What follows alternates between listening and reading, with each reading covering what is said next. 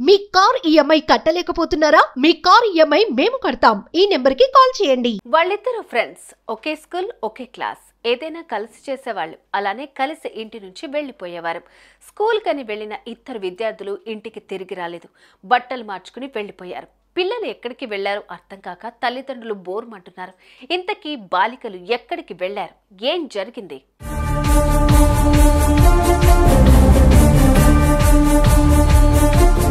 Hyderabad Kukatpally police station పరిధిలో జరిగింది ఈ ఘటన. కూకట్పల్లి వివేకానంద నగర్ కాలనీలో శ్రీ చైతన్య టెక్నో స్కూల్లో లక్ష్మీదుర్గ, హారిక 8వ తరగతి చదువుతున్నారు.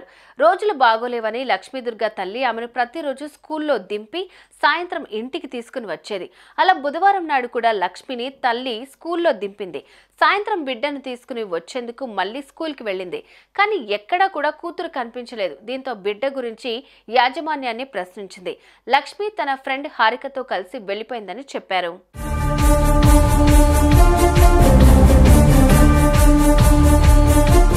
తోటి విద్యార్థులు, తల్లిదండ్రులు, స్కూల్ టీచర్లు కలిసి లక్ష్మి, హారికల కోసం వెతికారు. కానీ ఎక్కడా వారి ఆచూకీ లభించలేదు. దీంతో పోలీసులకు ఫిర్యాదు చేశారు. పోలీసులు చుట్టుపక్కల సీసీ కెమెరాలు పరిశీలించగా విద్యార్థినిలు ఓ గుడిసెలోకి వెళ్లి అక్కడ బట్టలు మార్చుకున్నట్లు తెలిసింది. దీంతో ఆ గుడిసెలో నివసించే వారిని ప్రశ్నించారు.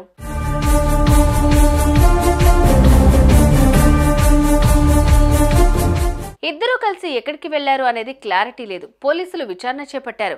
బస్ స్టాప్లు, రైల్వే స్టేషన్లు జల్లెడ పడుతున్నారు. అటు తమ పిల్లలను వెతికి పట్టుకోవాలని వేడుకుంటున్నారు తల్లిదండ్రులు. అసలు ఎందుకు వెళ్లారో అర్థం కావటం లేదంటున్నారు.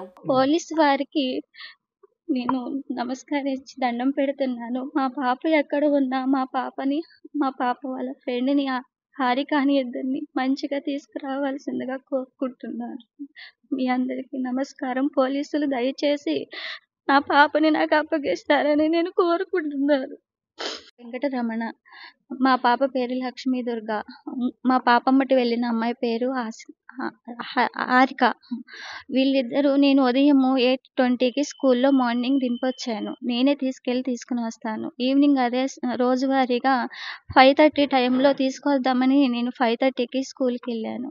స్కూల్కి వెళ్ళిన తర్వాత మా పాప స్కూల్లో బ్యాగ్ ఉంచి వాళ్ళ ఫ్రెండ్స్ గల్లీ వైపు వెళ్ళిందని చెప్తే ఆ ఫ్రెండ్స్ని తీసుకుని వెళ్ళి నేను కూడా ఎతికాను. అక్కడెక్కడ లేదు. తర్వాత ప్రిన్సిపల్ మేడంకి, వాళ్ళ స్కూల్లో క్లాస్ టీచర్లకి అందరికీ తెలియపరిచిన తర్వాత ప్రిన్సిపల్ మేడము, వాళ్ళ సార్లు, వాళ్ళ మేడమ్స్, క్లాస్ టీచర్స్ అందరూ కలిసి అదంతా CCTVలో వెతికించారు. వెతికించిన అనంతరం ఎక్కడ తెలియలేకపోవడం వల్ల మేము పోలీస్ స్టేషన్కి వెళ్ళి కంప్లైంట్ ఇచ్చాము.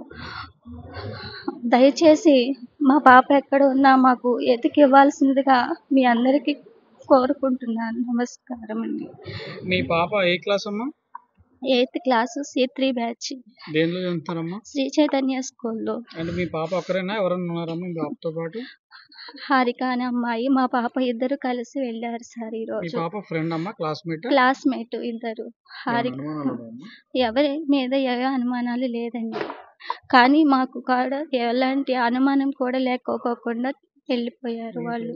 పిల్లలు వచ్చారు సార్. ఇద్దరు వచ్చి డ్రెస్ చేంజ్ చేసుకున్నారు.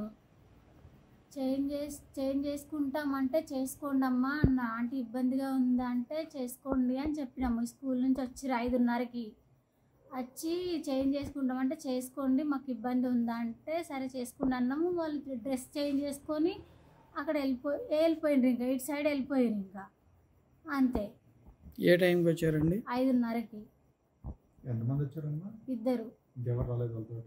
ఎవరు రాలేదు. ఆ టైంలో ఎవరెవరు ఉన్నారమ్మా వాళ్ళని చూసిన వాళ్ళు? మేము ఇద్దరు పనులు వాళ్ళు లేడీసే. ఆ పిల్లల వయసు మీకు తెలిసి ఎంత ఉండొచ్చమ్మా?